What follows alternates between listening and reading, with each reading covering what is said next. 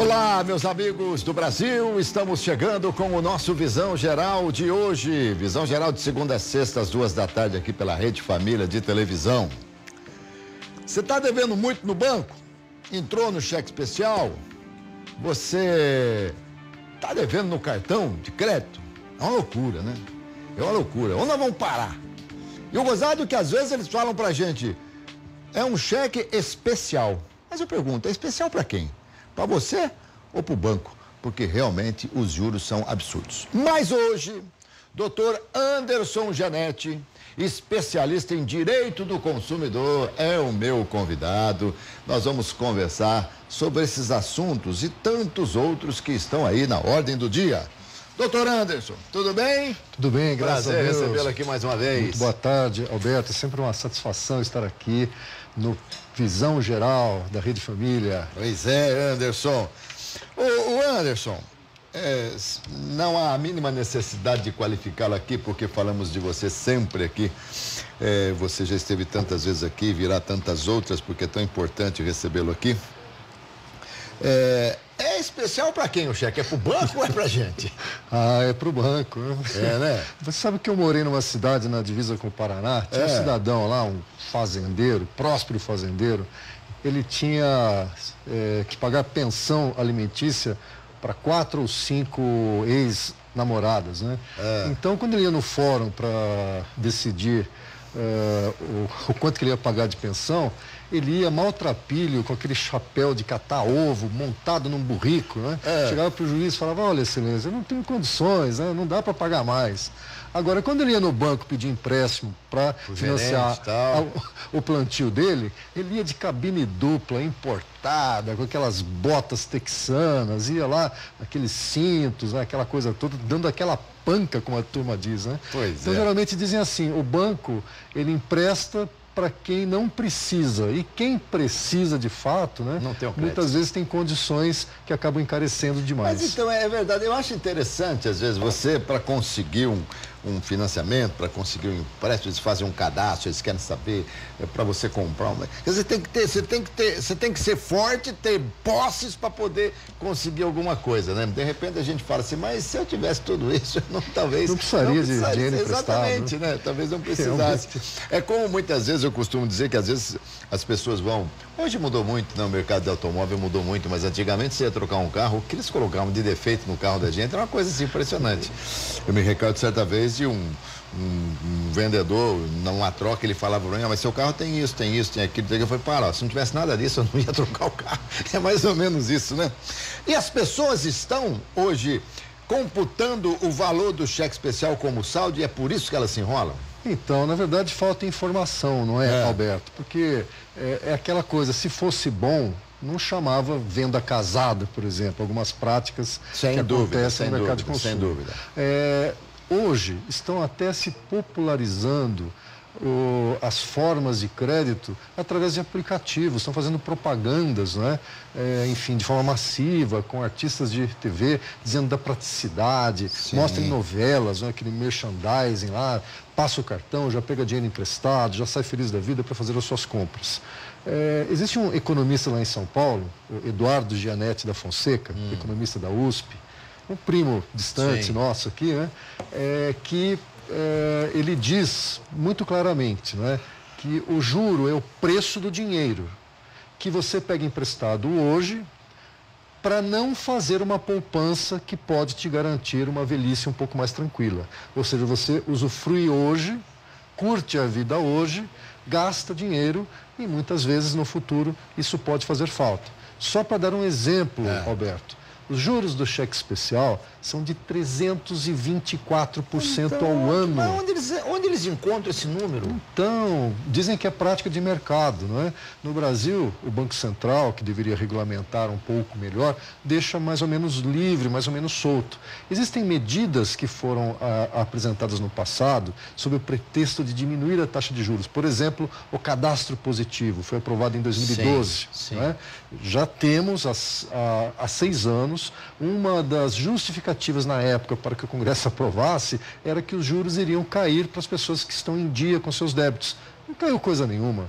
E agora estão querendo alterar novamente no Congresso, uma das pautas que estão lá bastante polêmicas, né?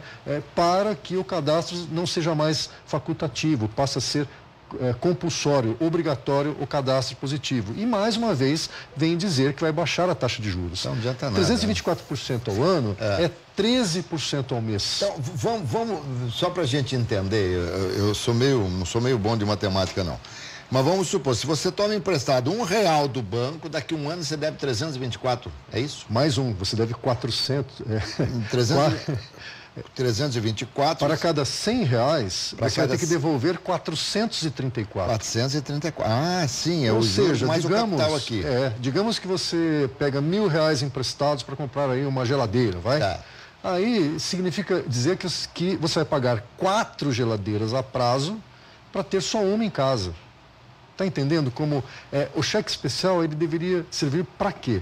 Uma emergência. Sim. Num final de semana acontece algo inesperado, você precisa de um dinheiro rápido e não tem que passar, não tem que preencher papelada, não tem que buscar se você tem crédito na praça, enfim, é uma coisa rápida para que você possa devolver rapidamente também, né? O mesmo vale para o cartão de crédito. No cartão de crédito, quando você faz uma compra, você tem até, dependendo da data da compra, 40 dias para quitar. Se você deixar para quitar mais de 40 dias, ou se pagar apenas parte da fatura, vão incidir juros aí de 300%. Também. E é o contrato que você aderiu. Não é? E está lá no contrato, tá lá a gente assinou e nem, exatamente. E nem viu. Daí a preocupação, não é? Hoje, a nossa sociedade de consumo, a gente não está aqui sobre maneira, não estou aqui dizendo que o crédito não seja importante. Sim. Nós vivemos num regime capitalista. Exatamente. E o crédito é fundamental para alavancar as vendas, enfim. Aí seria mais o homem da economia, mas perguntar ao doutor que sabe, esse dinheiro que nós tomamos emprestado do banco, esse dinheiro o banco capta onde? De quem mantém na conta corrente, de quem faz investimento? Exatamente. Ele tem lá a poupança, né, outras aplicações, só que ele não remunera a sua aplicação financeira da forma que com a mesma taxa de juros que você paga quando pega um empréstimo. Então, Alberto, fundamentalmente, né, no Brasil nós temos uma deficiência muito grande na parte educacional. Ninguém gosta de matemática, ninguém gosta de fazer cálculo. Mas quando se trata de pegar dinheiro emprestado, você tem que saber algumas informações fundamentais. O Código de Defesa do Consumidor estabelece que é obrigatório constar o valor que está sendo emprestado, o valor total com financiamento que você vai pagar. No caso, eu empresto R$1.000, vou ter que pagar 4.340. Né? A taxa de juros mensal e anual, para que você tenha noção do que está sendo, porque se a taxa de juros é de 100%, significa que você vai levar uma coisa para casa e vai pagar duas. Exatamente, você vai pagar duas. 300%, você vai pagar 4. 4, porque tem o capital mais 300%. Tem o capital principal. Exatamente. Então, para que esse cálculo? Para que você avalie se não valeria mais a pena ser um pouco mais comedido, não fazer a compra já, aguardar um pouco mais, fazer uma poupança. E aí, se for o caso, vai lá e compra à vista quando você necessitar. É que é diferente, digamos, teve uma ocasião aqui, né? Caiu um raio lá em casa, queimaram todos os aparelhos, queimou televisão, queimou geladeira, queimou máquina de lavar. Eu precisava comprar rapidamente, não dava tempo. Geladeira, você não pode aguardar um conserto, né? Enfim. Sem dúvida. Então, para essas questões que são emergenciais, você tem o cartão de crédito, tem o cheque especial e você tem mais ou menos algumas datas. Alguns bancos, por exemplo, fornecem 10 dias sem juros no cheque especial. Eu ia te perguntar. Isso aí a gente pode até imaginar que é mais ou menos uma pegadinha, não é não? Então, para que você tenha controle. Se você não tiver controle, o banco, na verdade, está dando corda para o enforcado. Exato, está dando linha para o peixe. Então, realmente, você tem que ter um controle de que naqueles 10 dias você vai quitar e não vai pagar juros com isso. Por quê, Alberto? Cheque especial e cartão de crédito são juros mais caros do mercado.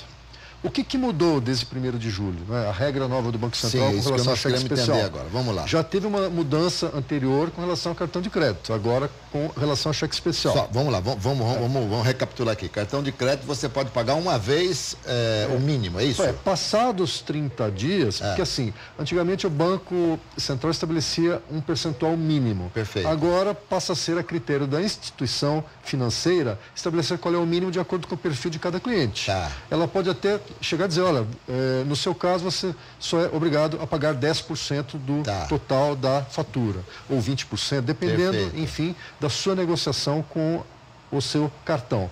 Agora, passados 30 dias, você usou o mínimo, passados 30 dias, o cartão é obrigado a te informar que há uma linha de crédito com juros menor. Menor para você tomar para que você tenha ciência de que se você continuar no crédito rotativo do cartão, você vai pagar 300% de juros ao ano.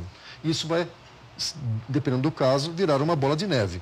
Então, no cartão, teve isso, só que o grande problema é que o Banco Central ele não interfere muito, ele só disse que esse crédito mais barato se sujeita às regras do mercado. Então, na verdade, o banco pode chegar dizer assim, olha, eu não vou cobrar os 300% do rotativo, mas vou te dar um crédito de 200%. Quer dizer, agora, mas se não tem como vincular, como é que nós temos uma taxa Selic hoje que está extremamente baixa, não tem como vincular esse crédito? Deveria ser. Quando se fala a taxa Selic, é um indicativo que o Banco Central, o Comitê de Política Fazendária, dá para o mercado financeiro. Quando a Selic está baixa, como tem sido nos últimos anos, né, nos últimos meses talvez, enfim, é um indicativo de que a taxa de juros poderia cair mais. Poderia cair, né? exatamente. E, na verdade, a Selic espelha o tal do spread bancário, né? A diferença entre o dinheiro captado e do empréstimo. Agora, mas não cai, é uma questão de mercado, os bancos alegam que há alta inadimplência, que há outros fatores que acabam encarecendo. Bom, advogado famoso como você fala Selic, consumidor pobre como eu fala Selic mesmo e ponto final. Coisa. É a mesma coisa. Agora vamos lá, então as novas regras do cheque especial. Com relação ao cheque especial, o que mudou? Né? Na verdade, o banco também passa a ser obrigado a informar que após um determinado período você tem uma linha de crédito mais favorável do que aquela, né? Então, essa é a grande mudança, Alberto. Por quê? Para que o consumidor não fique se enforcando, né? Hoje nós temos linhas de crédito, por exemplo, um CDC, que pode sair a 2% ao mês, 3% ao mês. Um débito consignado em folha de pagamento pode ser a 1,5% ao mês. É muito mais barato mas e o prazo, do que os 13% ao mês do cheque especial. Mas então, eu até andei conversando com pessoas que estavam tentando sair dessa situação, mas me informaram que o prazo, o banco dá a um custo menor o dinheiro nos juros mensais, mas o prazo são 60 meses, não tem coisa mais estreitinha, se eles querem espichar o negócio. Acaba sendo um outro empréstimo que você está assumindo. Exatamente. Mas é assim, Alberto, primeiro, né, quem está devendo precisa identificar o tipo de dívida, o volume daquilo todo. Existe até no Procon de São Paulo uma atividade, um núcleo de tratamento do superendividamento em conjunto com o Tribunal de Justiça de São Paulo. Infelizmente ainda não tem nos demais Procons do interior aqui do estado só em São Paulo, capital. São Paulo, capital. Né?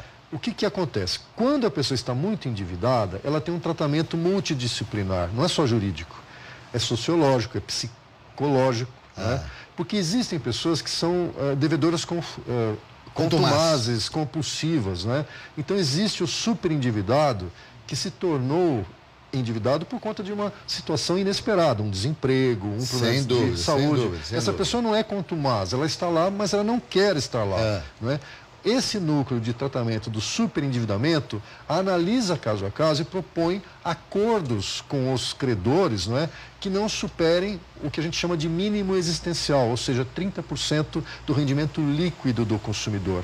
Você tem um salário, foi demitido, arrumou um outro emprego, passou a ganhar menos, você não pode continuar comprometido, 30% do salário maior é insuportável, acaba sendo insuportável com um salário menor.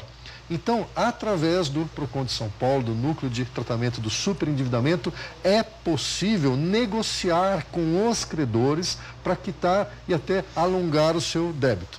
Outra questão, Alberto, quem está endividado tem algumas medidas que ele pode tomar para, ao menos, diminuir a sangria, estancar, né? Poucas pessoas sabem, existe hoje a possibilidade da conta salário. Conta corrente é uma conta que não tem cheque especial. Tá. Não tem talão de cheques, você tem direito apenas a um cartão de débito. Aí não, né? tem taxas também. Mas não tem taxa, você não paga tarifas. Tem bancos que cobram, além dos juros do cheque especial, R$60 por mês por você ter o cheque chamado especial. Né? Então, R$60 por mês... São 720 num ano. Num ano, em 10 anos, são 7.200. É um dinheiro considerável. É uma viagem. Então, muitas vezes, falta para quem está devendo, primeiro, a educação financeira, saber a parte matemática, de fazer contas, de saber que juros de 300 significa pagar 4 vezes por uma coisa, não é? Saber ter uma consciência de poupar. Agora, se eu estou com meu nome negativado, se eu estou devendo, não é? Existem medidas que têm que ser realizadas. Agora, cortar despesas, cortar custos, tarifas bancárias, buscar empréstimos. Se você tem um bem como um veículo, vende o carro, fica a pé um tempo, né? Vai andar de Uber, vai, enfim, vai de táxi, mas pega o dinheiro desse seu patrimônio que vai desvalorizar um carro e quita a sua dívida do cartão de crédito. Existem concessionárias que fazem a chamada troca com troco. Você dá o seu carro usado, pega um novo financiamento em troca de um carro novo. Com um valor muito mais barato do que você está pagando no cartão, não é isso? Com 1% ao mês. Com certeza. Né? Então, são dicas para quê? Para que você se livre desse débito. O ideal é quitar à vista a sua fatura de cartão de crédito, é quitar à vista o seu cheque especial e, se possível, não depender dele. Não é? Cancela, abre uma conta salário. Você vai ter 5 movimentações por mês para saques, não é? E, é claro, na conta salário, o empregador depositaria diretamente nesta conta. Muito bem. Aliás, quem não para de mandar recado para nós aqui é o Osnei Ricardo, né? Grande, o rei da tapioca, grande Osnei Ricardo. Salve, Osnei Ricardo, forte abraço. Ele até mandou você mandar um abraço, não sei para quem é. Guilherme, do Bar da Praça, estão assistindo lá. Olha só, ele coloca forte aqui abraço. Assim, Alberto César entrevistando o ícone do direito do consumidor, olha que legal. E é verdade, é verdade.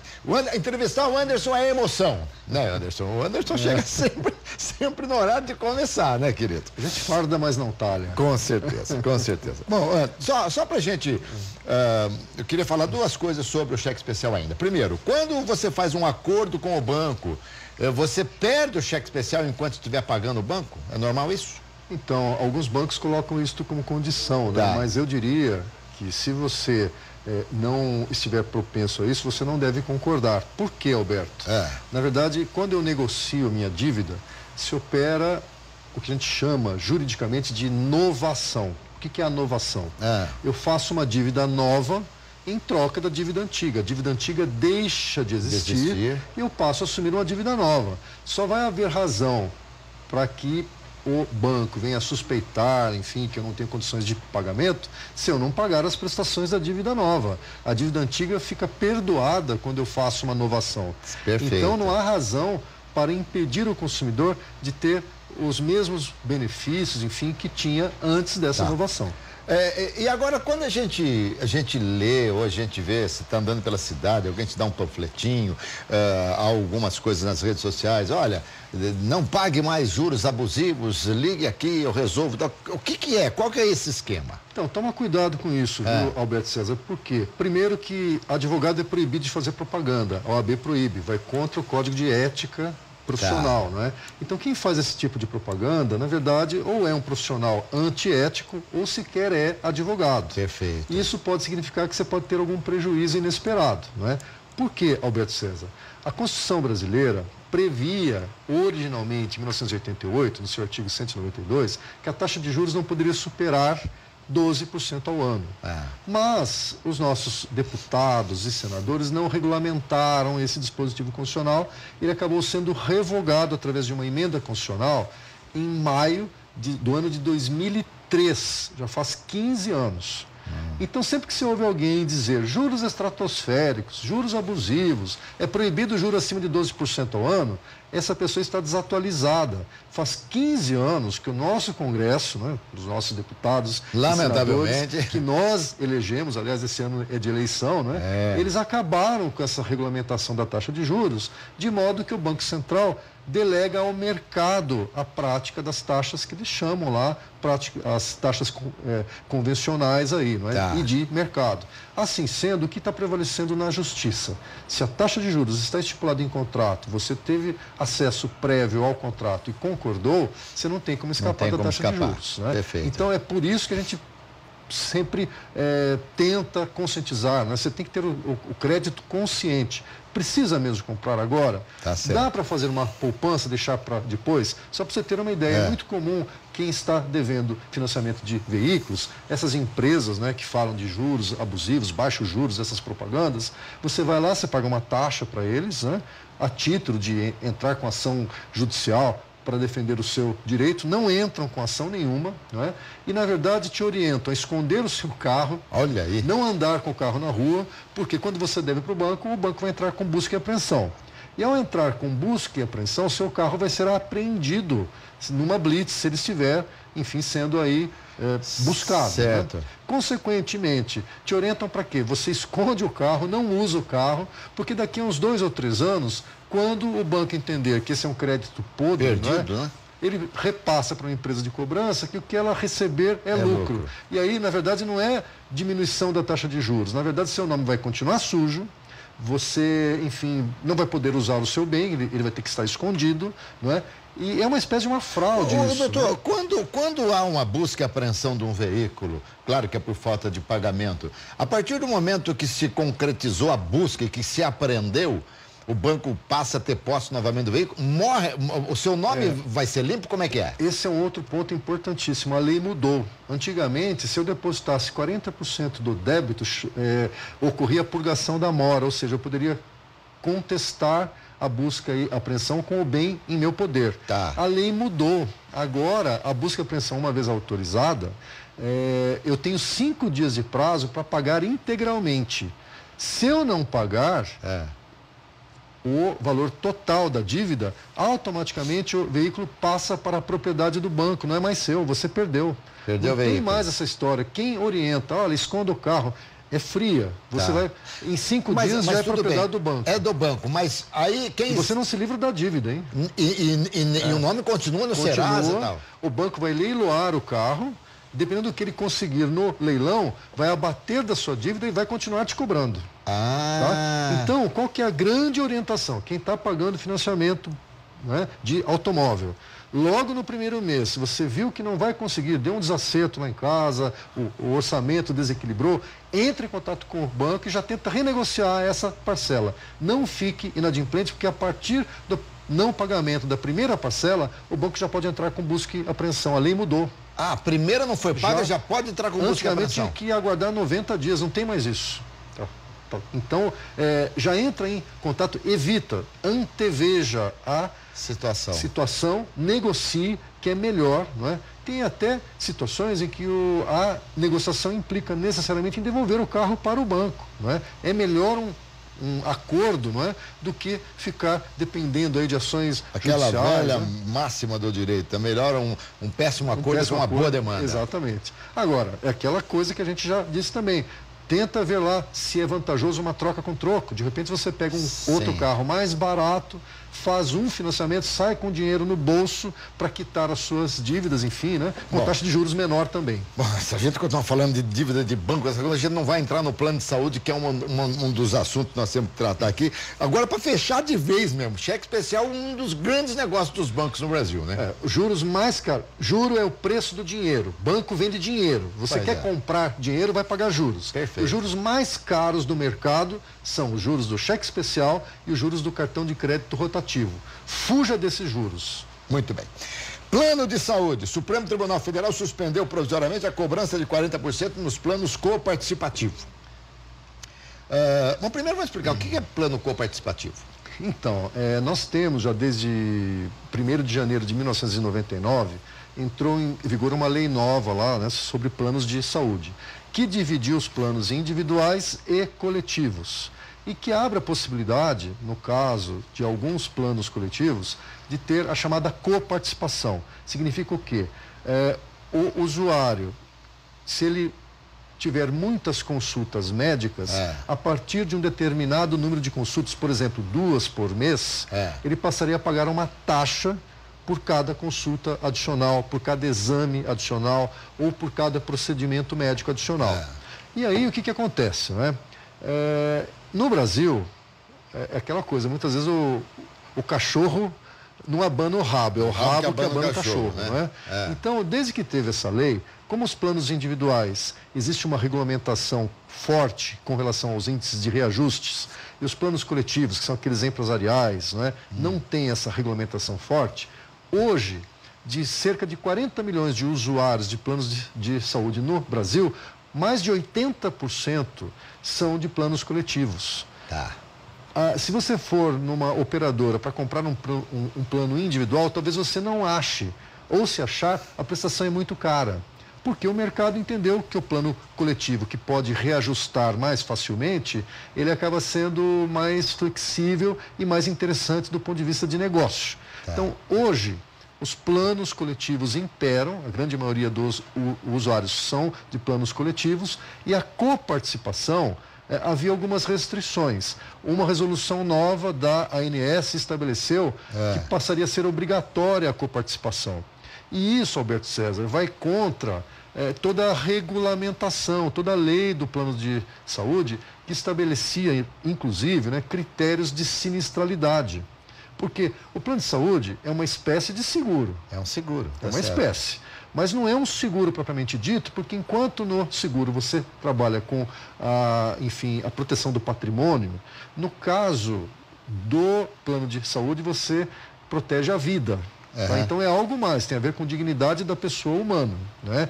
E aí, o que acontece? Existe uma expectativa de que quanto mais jovem a pessoa seja, menos ela use o plano de saúde, ela seja mais saudável. Isso não é uma regra, pode ter gente jovem que é mais doente que qualquer outro. Claro. Mas existe também uma expectativa de que quanto mais velho você vai ficando, você vai usando mais você vai usar. Perfeito. Por conta disso, a lei dos planos de saúde autoriza aumentos não só anuais na data de aniversário com base na inflação, na data de aniversário da contratação do plano.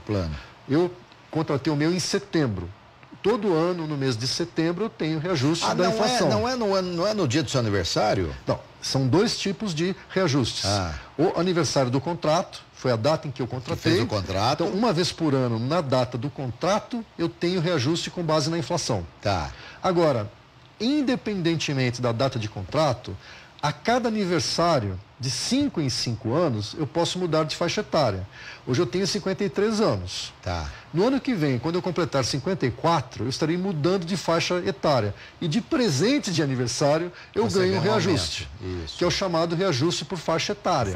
Então, no ano que vem, eu terei 2 reajustes. Um em fevereiro, que é da inflação, que é do meu aniversário, do seu aniversário, de faixa etária. E vou ter em setembro o reajuste da inflação. Que é o aniversário do contrato. Certo? Agora me diga, isso vai até que idade? Até 59 anos. Até 59. Depois por idade, proibido, você não tem mais. O Estatuto do Idoso é proibido aumentar acima dos 60 anos. Então, até 59 anos, o que acontece? Os planos vão ficando mais caros para as pessoas nas proximidades dos 59 anos. Tá certo? E isso a gente chama do quê? De sinistralidade.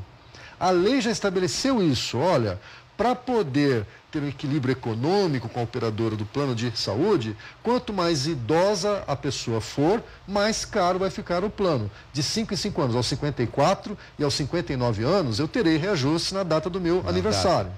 E aí, o que acontece? Né? Isso para quê? Já prevendo que eu vou ter um uso maior com uma idade mais avançada. E o que vem a ser a coparticipação? É uma outra forma de sinistralidade, que vai te cobrar toda vez que você usar pelo plano, né? Ultrapassando um determinado limite e tal. Em alguns casos não tem limite. Uma consulta eu pago. Já paga. Né? Olha, mas a ministra Carmen Lúcia do Supremo, ela interveio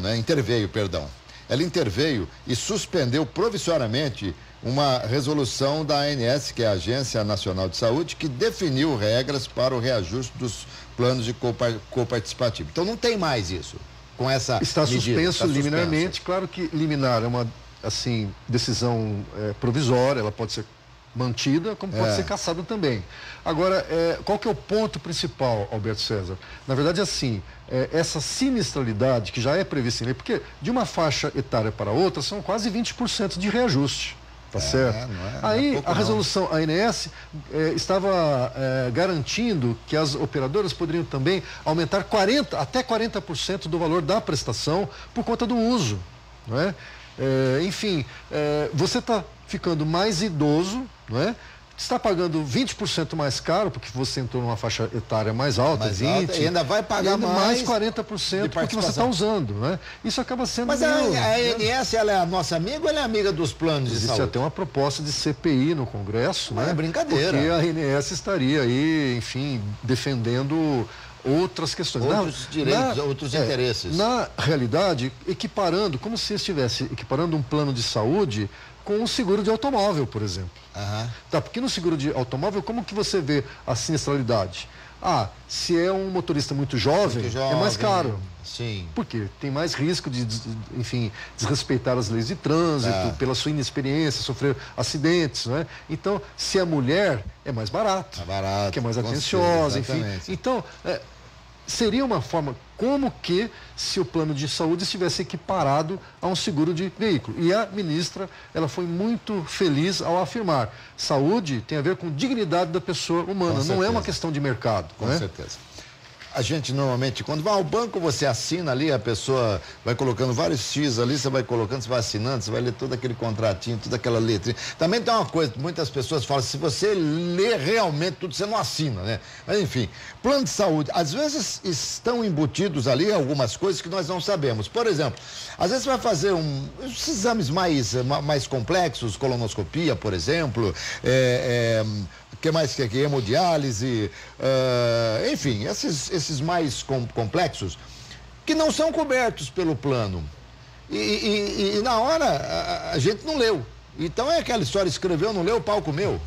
Então, Alberto, o que acontece é assim, eu havia dito aqui, 1º de janeiro de 99, esse é o divisor de águas. Vai depender da data em que você contratou um plano. Se eu tenho um plano anterior a 1º de janeiro de 99, realmente alguns procedimentos não são curso da medicina, não havia determinados exames, por exemplo, como ressonância magnética, enfim.